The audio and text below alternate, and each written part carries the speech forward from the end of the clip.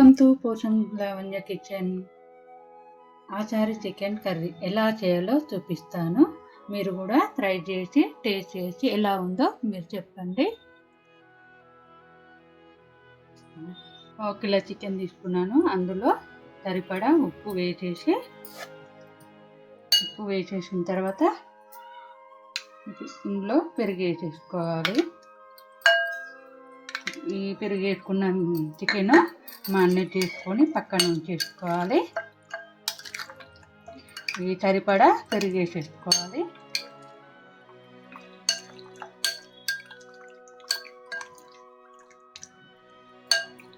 ముక్కలకు పట్టే వరకు పెరుగు కలుపుకొని దీనికి ఒక 1/2 అవర్ పక్కన ఉంచేసుకోవాలి. ముందుగా స్టవ్ ఆన్ చేసుకొని కడాయి పెట్టేసుకోవాలి. ఏదైనా పాన్ కానీ ఇందులో జీలకర్ర,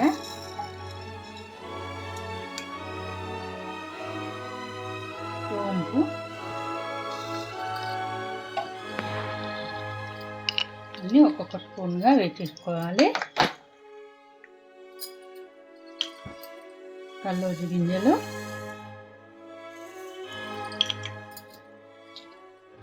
మెంతులు, కొద్దిగా అలాగే ఎండుమిర్చి. చాసులు, టమాటా చాసు, సోయా చాసు అలాంటివి ఉంటాయి కదా బాటిల్, ఆ బాటిల్స్ కవర్ చేసి ఇలా కడిగేసుకున్న తర్వాత మనం ఇష్టం వచ్చినట్టుగా నువ్వులు, జీలకర్ర, మెంతులు మీకు ఏది కావాలంటే ఆ విధంగా చేసుకోవచ్చు. ఇలా అయితేనే నాకు ఈజీగా ఉంటుంది. కొన్ని కవర్ వెళ్ళట్లేవు అని అలాగే ఉంచేసాను.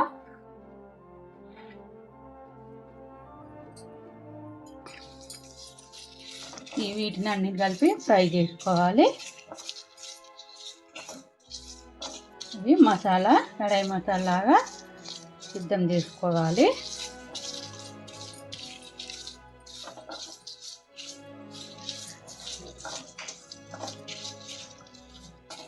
బాగా వేగింది. స్టవ్ ఆఫ్ చేసుకొని చల్లార్చుకోవాలి.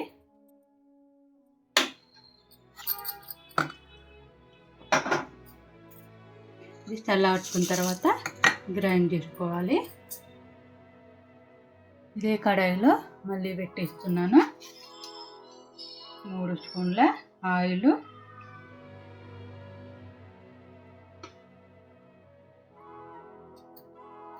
ఆయిల్ వేడెక్కిన తర్వాత 1 స్పూను ఆవాలు, చిటపటలాడిన తర్వాత ఆనియన్స్ ఒక పెద్ద సైజు చిన్నగా కట్ చేసుకోవాలి.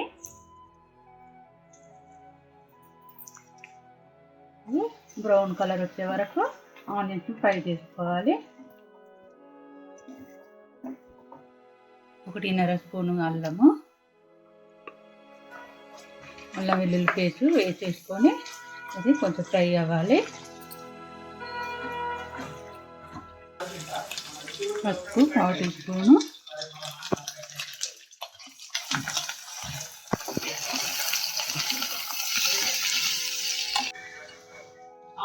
మారినేట్ చేసుకున్న చికెన్ ఇందులో వేసేసుకోవాలి. కొద్దిసేపు ఉడికించుకోవాలి.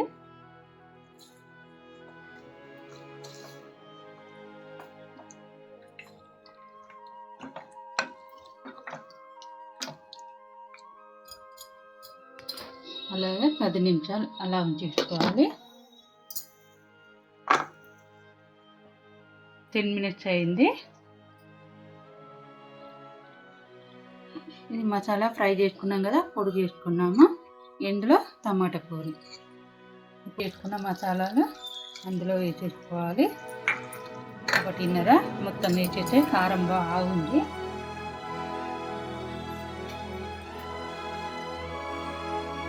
ఒకటి స్పూను కారం,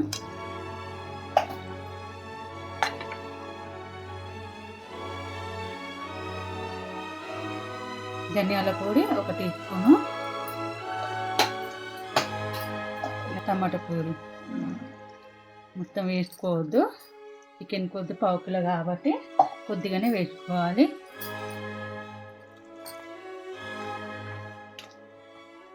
మొత్తం కలిపి పెట్టుకున్న తర్వాత ఇందులో ఉప్పు వేసేసుకోవాలి.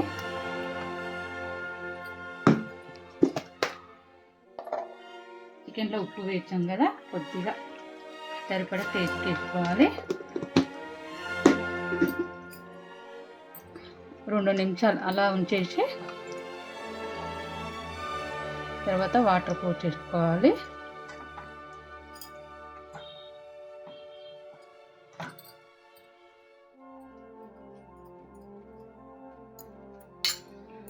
రెండు నిమిషాలు ఉంచేసుకోవాలి. మసాలాలు వేసాం కాబట్టి కొద్దిగా ఫ్రై అవ్వాలి.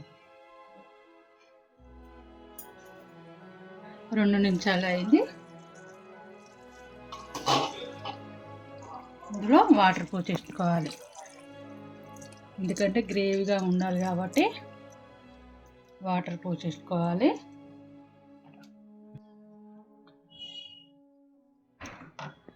ఇంకొక 5 నిమిషాలు అలా ఉడికించుకోవాలి. ఇందులో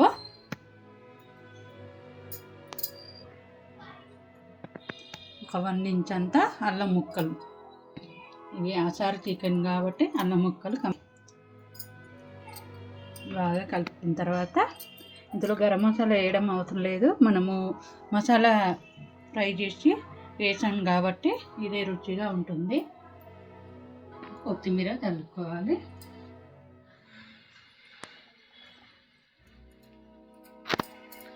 మూత పెట్టేసి ఒక 5 నిమిషాలు ఉడికించుకోవాలి. 5 నిమిషాలు అయింది.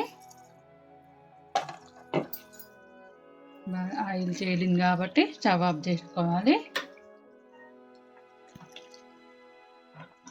ఇదేనండి